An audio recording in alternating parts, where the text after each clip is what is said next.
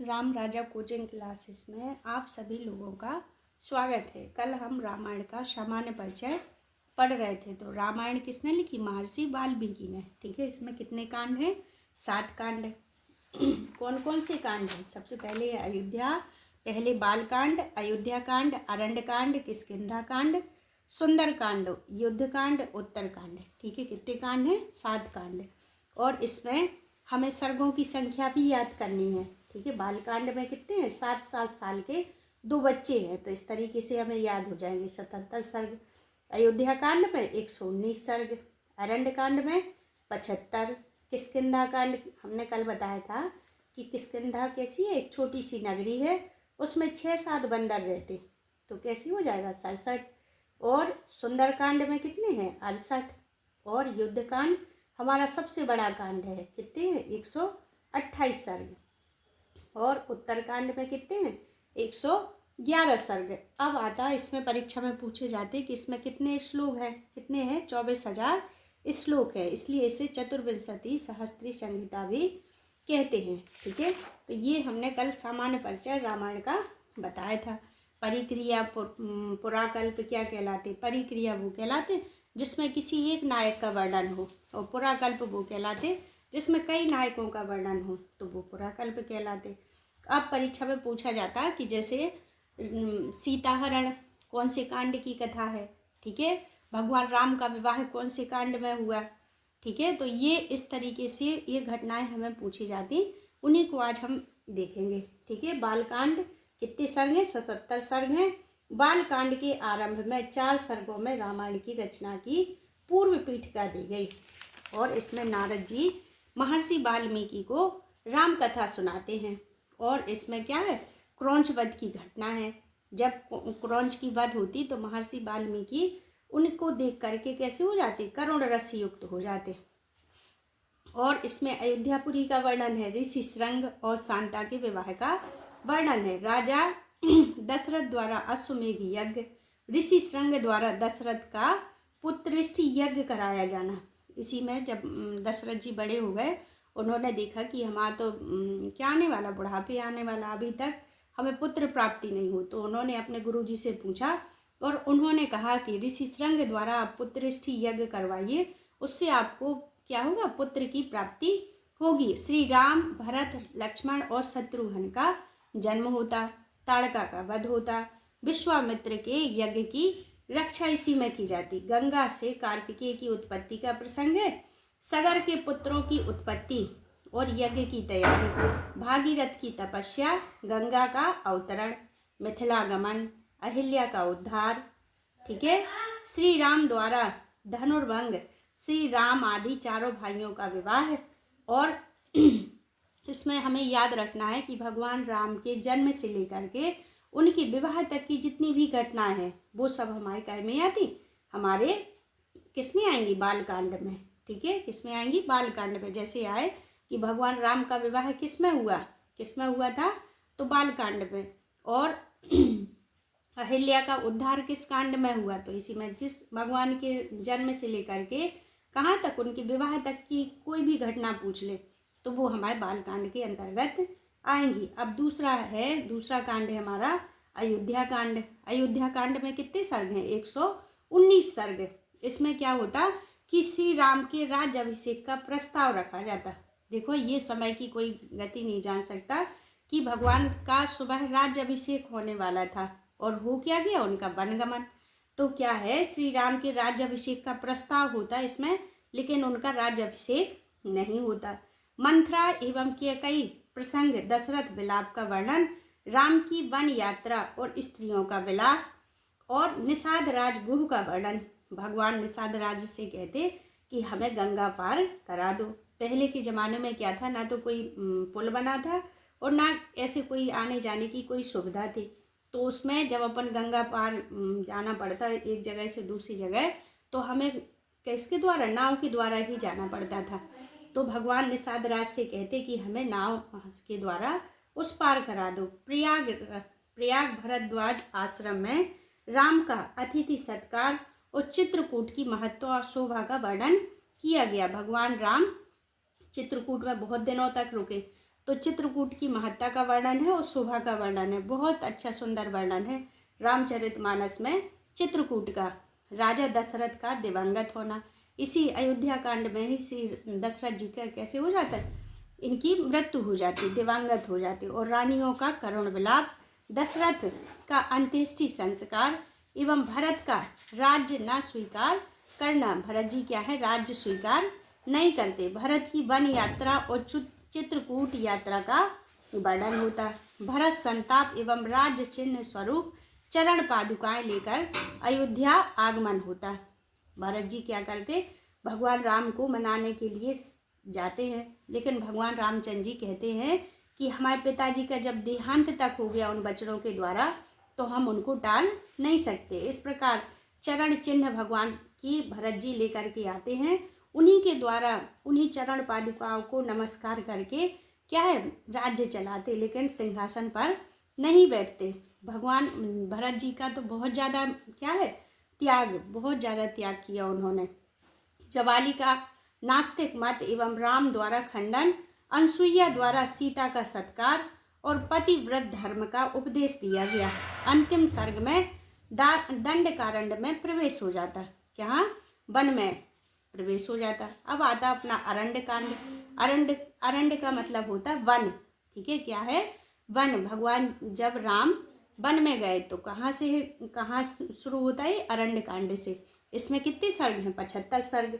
राम लक्ष्मण सीता का दंडकारण्य में निवास, पंचवटी निवास, विराध आदि राक्षसों का वध और सुतीक्ष्ण एवं अगस्त आश्रम में राम आदि का जाने का वर्णन है। सबरी जटायु सूर्पनखा का वर्णन और पंपा सरोवर, मार्कंडे मुनि की कथा, पंचवटी में लक्ष्मण द्वारा सुंदर पर्णकुटी का निर्माण। जो लक्ष्मण जी हैं वो रामचंद्र जी की खूब सेवा करते हैं, वो ही भगवान राम को कभी कोई कष्ट नहीं होने देते। हेमंत ऋतु का वर्णन, सूर्पनखा का वर्णन, लक्ष्मण का उसके नाक कान काटना, खरदूषण सहित 14 सहस्त्र राक्षसों का वध करना, रावण द्वारा छल से सीता हरण और रावण द्वारा जटायु की हत्या, ठीक है। और राम का करुण विलाप है, जब सीता जी को हर ले जाते तो क्या होते, राम वन वन ढूंढते हैं उनको। राम की कबंध से भेंट और उनके द्वारा सुग्रीव से मैत्री आदि करने का परामर्श मिलता है इसमें, ठीक है। अब आता अपना किष्किंधा कांड। किष्किंधा कांड में क्या है कि पंपा सरोवर में वसंत ऋतु दर्शन से श्री राम की व्याकुलता और हनुमान द्वारा राम और सुग्रीव की मैत्री कराना। राम द्वारा बाली का वध होता और तारा क्या करती, विलाप करती। सुग्रीव तथा अंगद आदि का राज्याभिषेक होता। भगवान राम लक्ष्मण जी को भेजते हैं और कहते हैं कि सुग्रीव और अंगद आदि का राज्याभिषेक करिए, ठीक है। और राम का पर्वत पर, श्रीमुख पर्वत पर चतुर्मास यापन होता और वर्षा ऋतु वर्णन, संपाति कथा तथा जामवन द्वारा हनुमान का उद्बोधन। ये जो प्रमुख घटनाएं थी वो किस कांड की हैं, वो है हमारी किष्किंधा कांड की। अब आता हमारा सुंदरकांड। सुंदरकांड कहाँ से शुरू होता, भगवान हनुमान जी से शुरू होता। ये हनुमान जी द्वारा सागर लांघ कर लंका में प्रवेश करते और सीता जी की खोज, और कहाँ जाते वो, अशोक वाटिका में सीता जी के उनको दर्शन हो जाते। पूरी लंका में खोजते खोजते वो कहाँ पहुँचते, अशोक वाटिका में। और वहाँ पर जैसे वे अपनी अंगूठी दिखाते श्री रामचंद्र जी की, तो अशोक वाटिका में जैसी अंगूठी दिखाते तो सीता जी देख लेती और पहचान जाती कि ये तो हमारी स्वामी की अंगूठी है। अशोक वाटिका में फिर कहते हैं कि हमें बहुत जोर से भूख लगी है, तो वे क्या करते, फल खाते और उस वाटिका को विध्वंस कर देते, नष्ट कर देते। अक्षय कुमार का वध इसी में है। हनुमान का बंदी होकर रावण सभा में जाना, हनुमान जी स्वयं बंदी हो जाते और देखना चाहते कि रावण कैसा है, क्या इसका बल है। इस प्रकार इसमें वर्णन है। विभीषण द्वारा दूत वध निषेध। जब रावण कहता कि हनुमान जी को, इस बंदर को मार दिया जाए, तो विभीषण कहते हैं कि दूध का वध हमें कभी नहीं करना चाहिए। तथा हनुमान की पूंछ में आग लगाना और लंका दहन, हनुमान का लौटना तथा वानरों का मधुबन घर्षण और राम को हनुमान द्वारा सीता की चूड़ामणि दिया जाना।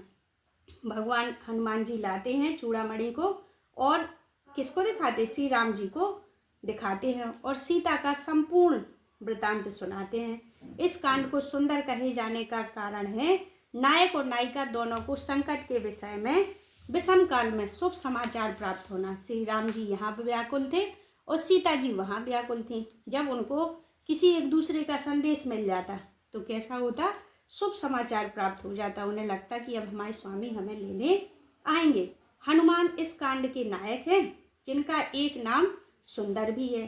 अन्य कांडों से अधिक काव्यात्मक होने से भी इस कांड को सुंदर कांड कहते हैं। यह गेय युक्त है इसलिए काव्यात्मक है।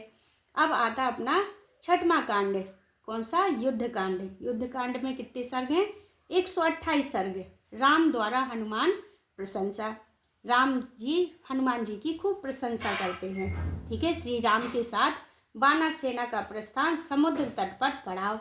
समुद्र से प्रार्थना, श्री रामचंद्र जी समुद्र से प्रार्थना करते कि आप हमें जगह दे दो तो हम उस पार चले जाएं, लेकिन समुद्र नहीं मानते तो फिर भगवान को संधान करना पड़ता और वहाँ पर क्या होता, सेतु निर्माण कर लेते। राम और रावण के बीच में युद्ध का वर्णन है। सभी कांडों की अपेक्षा यह बड़ा कांड है।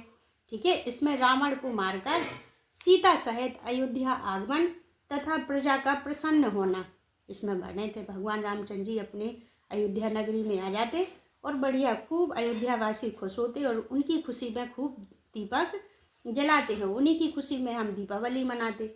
रावण की सभा में मंत्रणा, विभीषण परित्याग, विभीषण का राम की शरण में आना इसी कांड में है। युद्ध कांड में रावण द्वारा गुप्तचर प्रयोग। अंगद दूत बनकर रावण के पास जाते हैं कि अभी भी ये सुधर जाएं तो सही है, लेकिन वो नहीं मानते। कुंभकर्ण को जगाना, कुंभकर्ण का वध और क्या है, ब्रह्मास्त्र का प्रयोग। माया सीता का वध देखकर रामचंद्र जी को मूर्छा आ जाती। शक्ति से लक्ष्मण मूर्छा और संजीवनी बूटी से मूर्छा समाप्त हो जाती। राम द्वारा सूर्य की पूजा की जाती। रावण का वध, विभीषण का राज्याभिषेक, सीता की अग्नि परीक्षा और ब्रह्मा द्वारा राम की स्तुति की जाती। सीता सहित राम का अयोध्या लौटना और राम का राज्याभिषेक और प्रजापालन इसी में वर्णित है। इसमें क्या है, कुछ विद्वानों का मानना है कि जो अपनी रामायण की समाप्ति यही हो जाती। ठीक है, अयोध्या कांड कैसा है, प्रक्षिप्त है, इसको नहीं माना उनने। लेकिन महर्षि वाल्मीकि की कृति क्या है, उत्तरकांड को भी माना जाता है। हम तो 7 कांड पढ़ते ना, तो उत्तरकांड को भी मानते। उत्तरकांड में कितने सर्ग हैं, 111 सर्ग हैं। बालकांड के समान ही अनेक इतिहास पुराणात्मक आख्यान है। राम द्वारा प्रश्न पूछे जाने पर अगस्त्य ऋषि रावण के वंश की कथा सुनाते हैं। रामचंद्र जी पूछते और अगस्त्य ऋषि रामचंद्र जी को रावण की पूरी कथा सुनाते हैं। अगस्त्य ऋषि पुनः हनुमान को कथा कहते हैं और सीता का इसी में परित्याग हो जाता। ठीक है, लव कुश जन्म होता, रामचरित की रचना और गान इसी में होता। ठीक है, और क्या है, शपथ लेकर सीता का पाताल प्रवेश और लव कुश का राज्याभिषेक तथा राम का महाप्रस्थान। अंतिम सर्ग में रामायण का फल पाठ कहा गया है। क्या कहा गया, रामायण का प्रमुख रस क्या है, करुण रस। ठीक है, और इसमें आनंद वर्धन ने ध्वन्यालोक में कहा है कि रामायणे ही करुण रसः स्वयं आदि कवि सूत्रतः। स्वयं आदि कवि वाल्मीकि ने करुण रस से इनको संबोधित किया है। रस उद्बोधना के कारण ही वाल्मीकि रस सिद्ध कवीश्वर कहलाते हैं। कवीश्वर, रस सिद्ध कवीश्वर वो कहलाते जो सभी रसों का प्रयोग कर ले। ठीक है, आदि कवि वाल्मीकि ने रामायण की रचना की और प्रेरणा करुण रस के प्रसंग में कथा की थी। यहीं पर ये कथा समाप्त होती। अगला भाग हम कल बताएंगे आपको, और इसको बढ़िया आप लोगों को देखना है और लाइक करना और सब्सक्राइब करना। जय हिंद साथी।